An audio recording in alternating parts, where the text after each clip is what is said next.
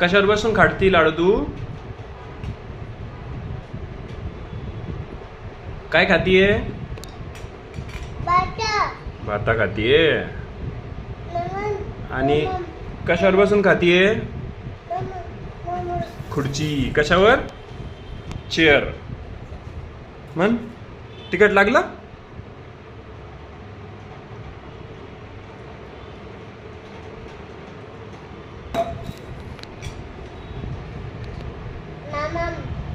मम आज एक मिरची टाकली तुझ्या खिचडीत. काय टाकली?